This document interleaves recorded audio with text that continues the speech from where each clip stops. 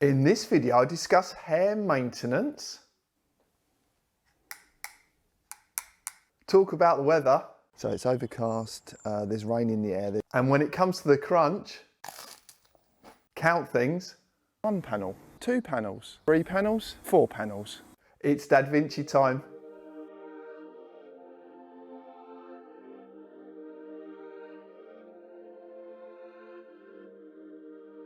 So in this video, we're going to look at the PowerOak portable power station, the EB150 model.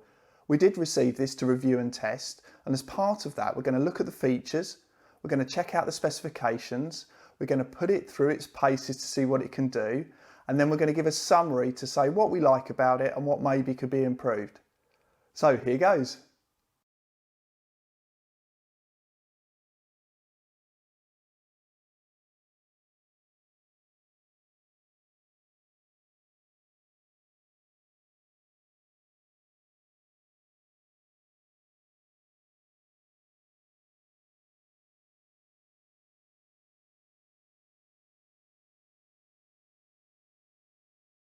So to save you the pain of watching me wrestle the box, here are the entire contents in front of you. Obviously the power station here is the most obvious. You've got a user manual in there that's got pretty much everything from troubleshooting guides to specifications. Quite handy actually, because it gives you all the nuances of this particular power station. You've got a little quality check certificate there. There's a warranty card, and it says on here the warranty is 1 year from the date of purchase. You've got your MC4 connector there to your DC, which goes into the input here, and that's obviously for solar charging. And you've got your rather large power brick, and this one is, I believe, a 42 volt 4 amp, so it's pretty much good for 160 watts, but we're going to cover that when we cover the charging section. So that's that bit done. Let's have a look around the box. So let's have a look around this PowerOak EB150. So the centre body piece here is a metal.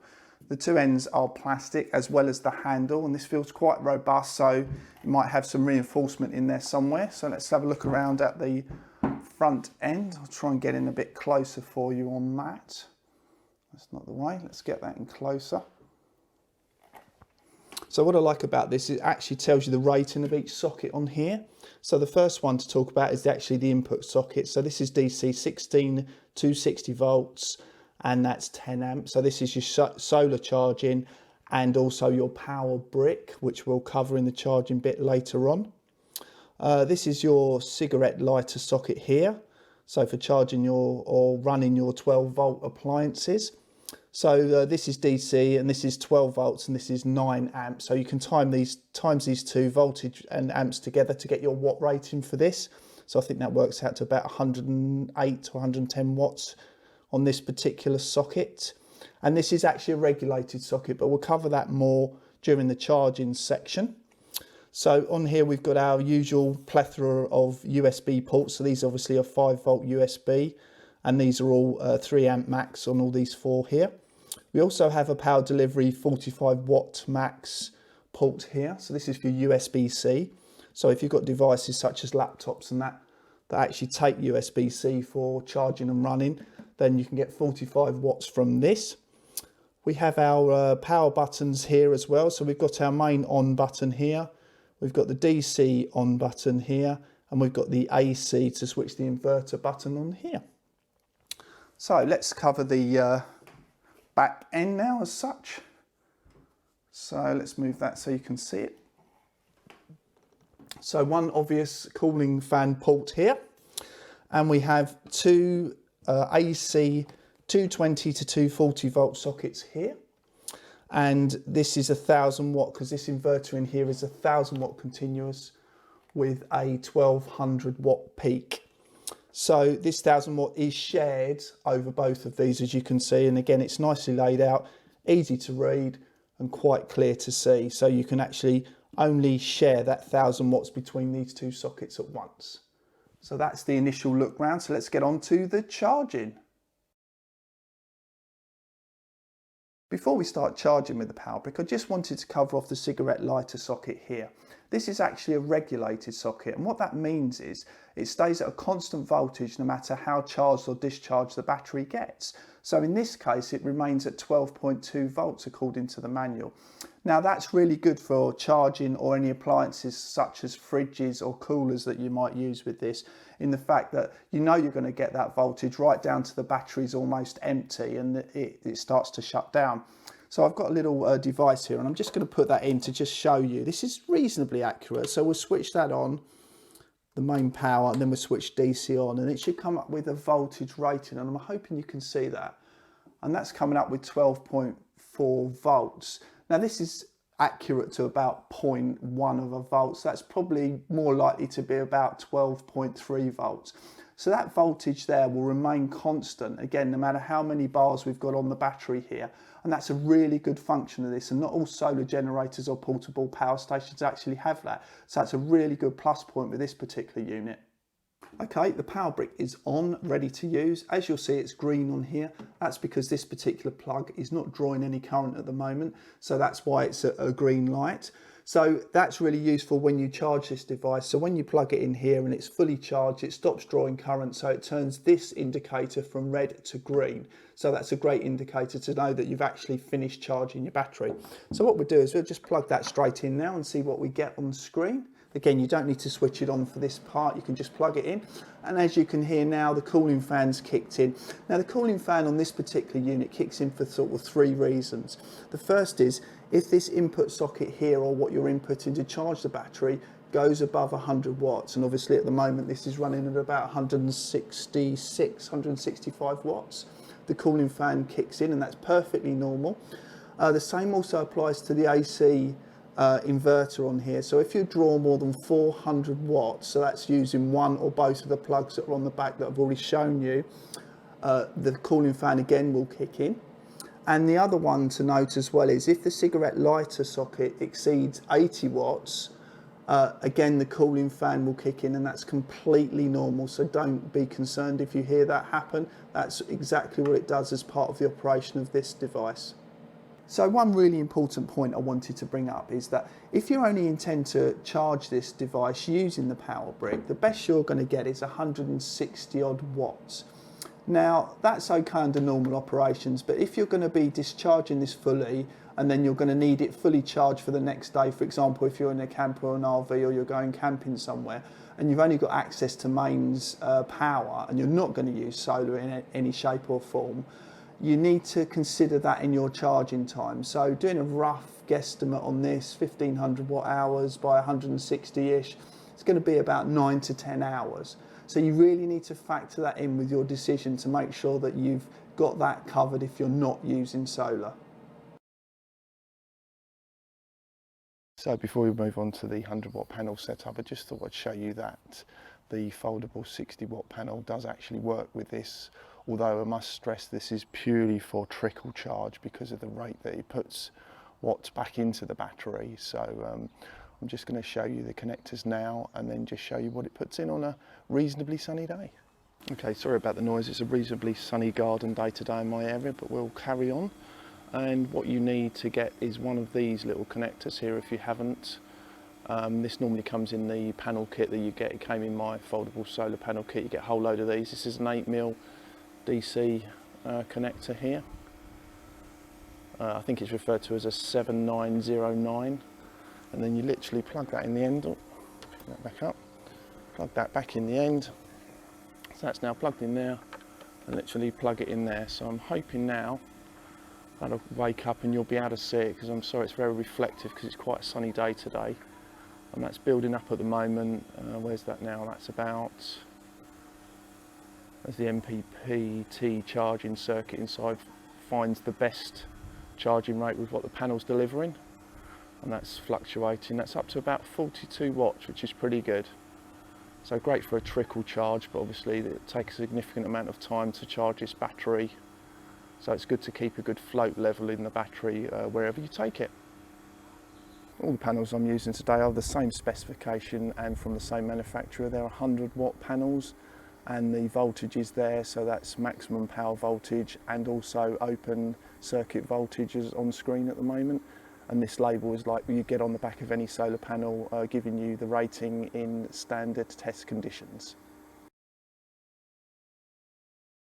I'm just going to connect up the one panel just to show you how to do that if you're not familiar with connecting solar panels up using these MC4 connectors.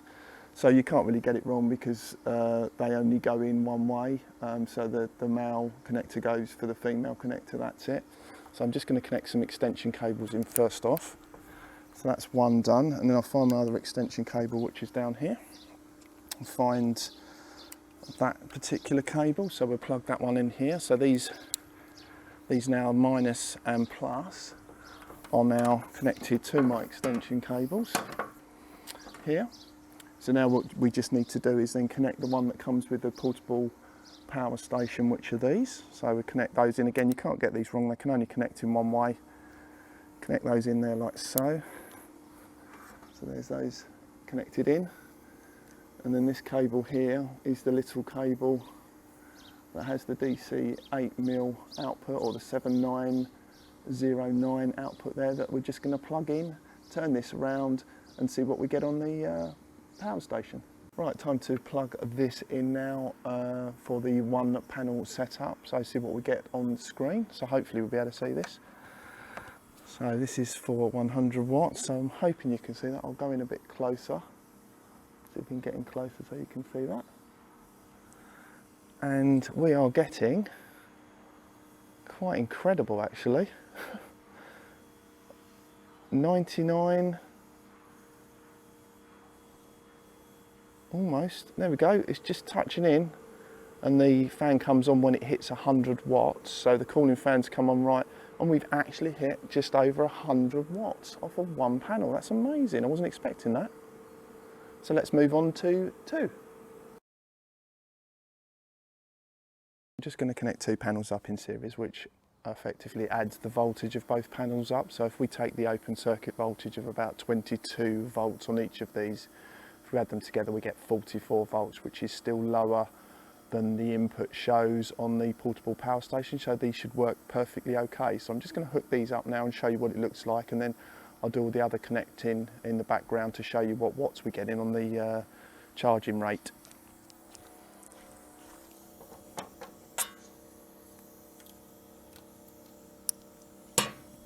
So then we just connect these two up to the extension cables and then straight into the MC4 to DC connector, and then we can charge the power station. Right, we've got our two panels in series connected up and the cables here ready to go. So let's plug it in and see what we get. I'm just going to get in a bit closer for you on that. So hopefully you can see that. There's quite a lot of reflection, I'm hoping that's visible. So it's building up at the moment as the MPPT charger decides the best rate to charge or what's in. And that looks like that's going for around 193 watts from two panels. Again, fantastic. So pretty much like two in series, we've just added the third panel now in series, and what we'll do is we'll flip this round and then connect it. So three panels in series now, let's connect it up and see what this does. I'm just going to get in a bit closer now we've hooked that up. See what we get from here. So it's going up at the moment, hoping you can see that. It's in the 200 watt range now. So they're about 275, 276 watts. So the voltage of these three panels added together once they're connected up must have dropped under 60 volts, so it's not throwing any errors, which is great. So as you might expect, we just added another panel here. So this is what 4 in series looks like. Now this shouldn't work because the voltage should go way over now what this 60 volt input can take. So let's find out. Right, we have 4 panels connected in series now, so this shouldn't work. So let's give it a shot. And there we have it, no fan and an error message. Let's see if we can get in a bit closer to show you that. I'm hoping you can see that. That's an error message of E017, which, if my memory serves me correctly in the manual, that means over voltage protection. So it looks like it protects itself if you don't get it right, so that's brilliant.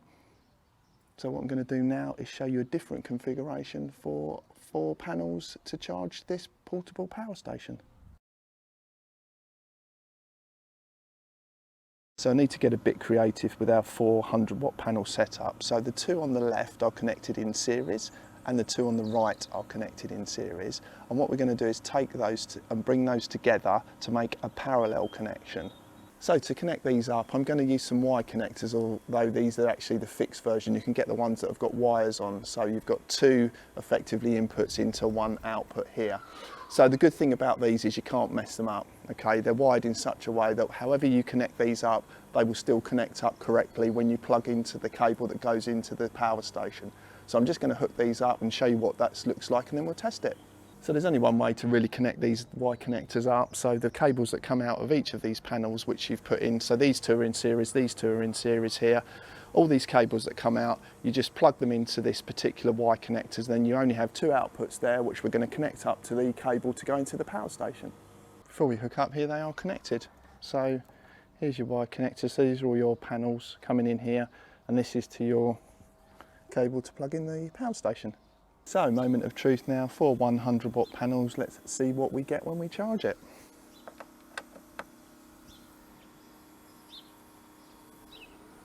I'm hoping you can see that. Let's get that covered over.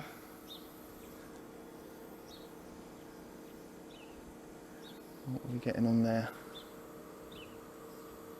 That's 325 at the moment. Bit of high level cloud now since I started filming, and the sun's moved around a little bit. So there we have it.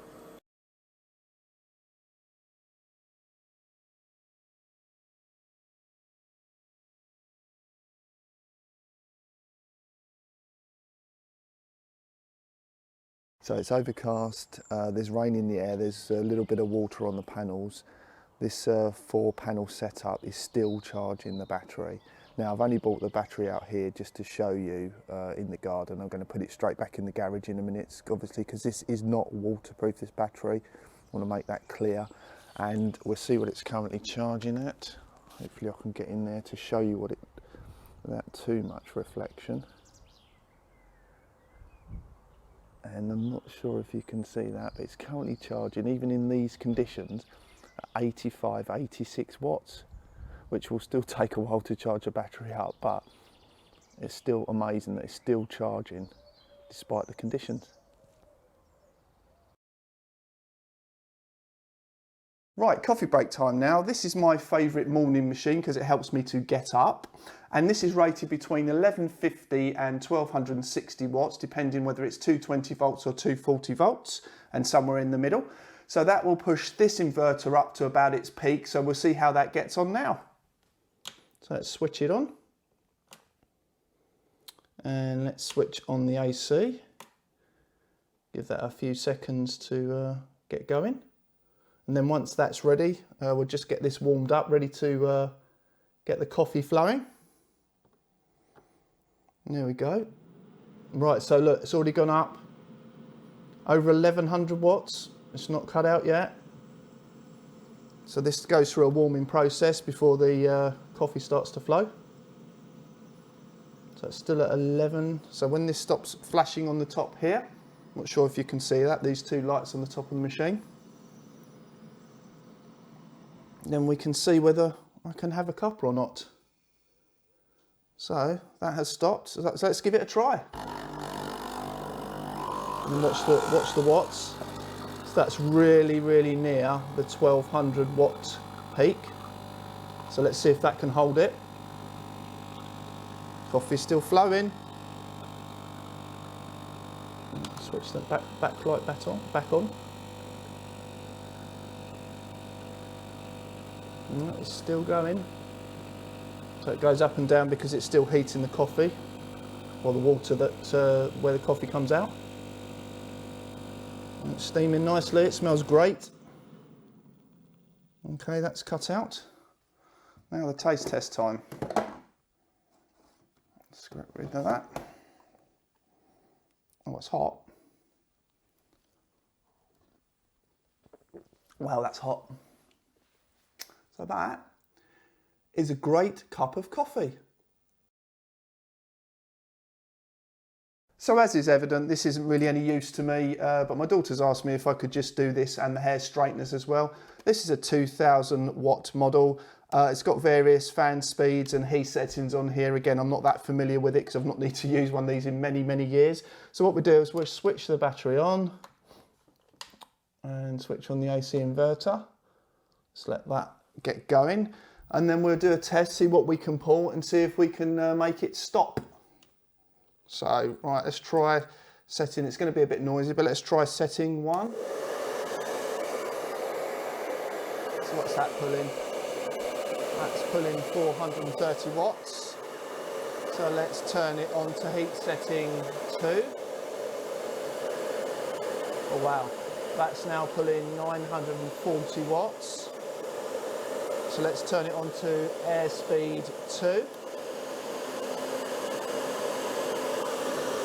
And that's quite hot. Out. So that's an 1157, so that's coming up to its peak. So only one more setting to go full power. Let's go full power. Oh dear, doesn't like that. No, I think we've reached our limit.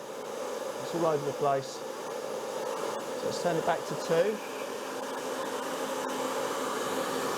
So that goes just one off of the top setting. So that's actually a good test.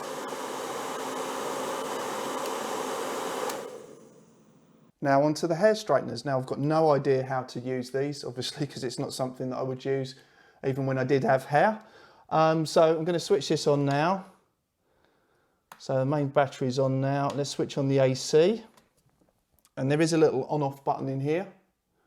So this should hopefully run. So let's switch that on. We've got a little LED. I don't know if you can see that in there now. What have we got coming in here? So we've got 630, 40 odd. So I'm assuming that's warming up nicely now. So again, not as big a load as the hairdryer. But that's quite warm now. I'm assuming it'll get to a certain level and then switch off, ready to use. But again, I don't know how that would work. Oh, it's flashing and made a noise. So I'm making an assumption these are hot enough. Obviously, I'm not going to touch those, and the power's dropped off now, as you can hear, because it's gone under 400 watts. So the cooling fan actually goes off. So I'd say they're ready to use. But again, I've got nothing to use it on, but it looks like they work okay. So if you have someone in your household or yourself that wants to use this battery, this works fine. So I'm going to see if we can run this and the hairdryer together now. Right, time to test to see whether we can run these together in some form or other. So let's switch on again and switch on the AC inverter. So let's just check. These are still a bit warm, to be fair, from the last test. But this is on, so the little light's flashing again, if you can see that on there. I'm hoping you can. So that's ticking over now, and I can feel the heat coming off of those. And again, I'm assuming that just by pushing them together, they're ready to use. So let's switch this on its lowest setting.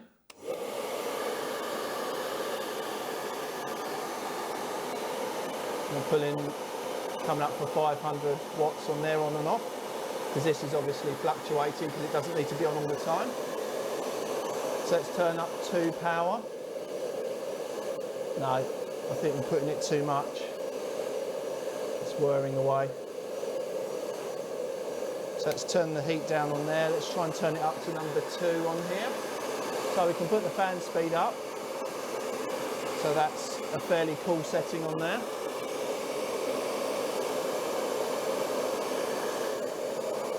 No, that's got no chance. Let's turn it right up. No, and you can't pull it. Which is fair enough, which is a good test. The inverter didn't trip out, so that's interesting to see. Let's turn that down. So it can run this on the fastest cool setting, and you can still use the hair straighteners. So I think that's a pretty good test. Making YouTube videos does take a few hours, and sometimes you get a bit peckish along the way, as I am at the moment. I hope you can't hear my stomach rumbling. So I thought, what better test for this particular portable power station and see if it can actually power this toaster. So this is my long-term hero. Had this over 10 years now, and it just keeps going. A fairly cheap toaster in its day. It's a 1600 watt version, so you've got 2 bays here. So I made the assumption that if I just use the first 2 bays here, that would probably use about half the power. So this should be within the 1000 watt inverter range for this particular portable power station. So let's stick a couple of slices of bread in the toaster. Let's just make sure this is on. So that's on, and then switch on the AC here. Let's give that a few seconds to fire up, and then hopefully this is on the right setting. And let's push it down and see how it goes. And you can hear the fans kicked in straight away. And what's that drawing at the moment? 813 watts, 812 watts. So I'm hoping you can see that on screen at the moment.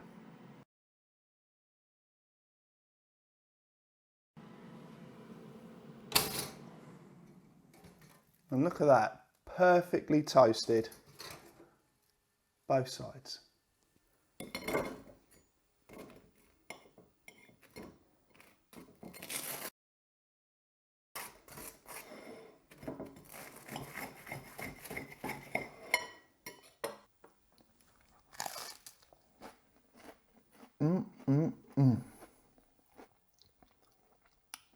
That's good solar toast.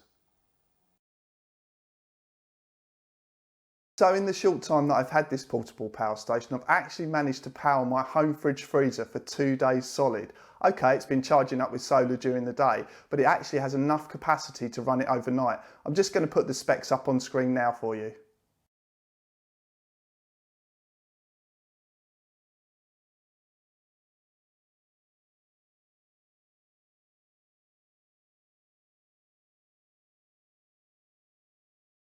So, on to the likes.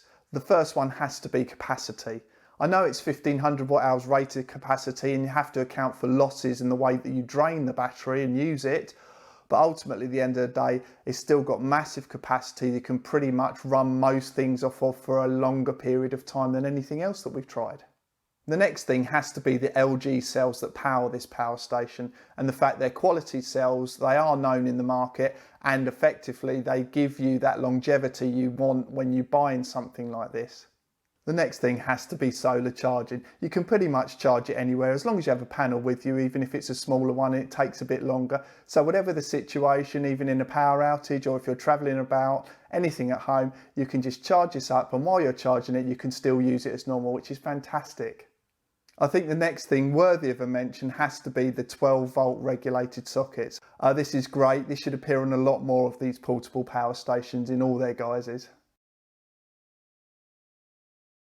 So on to the things that could be improved. The first has to be the display for me, and the fact that the backlight just keeps going to sleep to save energy. Now, perhaps if you made the on off button a toggle switch so that you could switch it on and off manually as well for people that don't want it to stay on, that's fair enough. And the second thing is some form of timer, so time to fully charged or time to empty. The 20% segments don't really work, they're not really accurate enough, and especially if you're running something like a fridge, you want to know when the battery is likely to run out so that you can do something about it or put some more charge in it. So that would be a real good improvement for me. The next thing for me has to be a cover for the 12 volt cigarette lighter. It sounds really trivial, but trying to stop that dust and dirt getting in there, which I'm already noticing and I've not had it very long, would be a really good and simple improvement. The next improvement for me has to be the inverter size. So moving the 1000 watt continuous up to somewhere like 1500 watts continuous, and the 1200 watt peak up to somewhere in the 2000 watt range would be really useful, because that opens up some of the bigger appliances at home that may be in your RV or your camper van, just so that you can use it, because we have a big capacity battery and it would be nice to use it. And I know this is probably done for longevity reasons, but that would be a real improvement for me. So there you have it, that's the initial review and test done on the PowerOak portable power station EB150. Hope you enjoyed it, hope you got something from it. We've not had this very long, so we're going to continue doing tests, so please hit that bell icon if you haven't already, so that you know when we're uploading more videos to show you exactly what this thing's capable of. We hope you liked our video. All the links you'll need will be in the description below. Please like, share, subscribe and hit the bell icon. And stay tuned to Dad Vinci.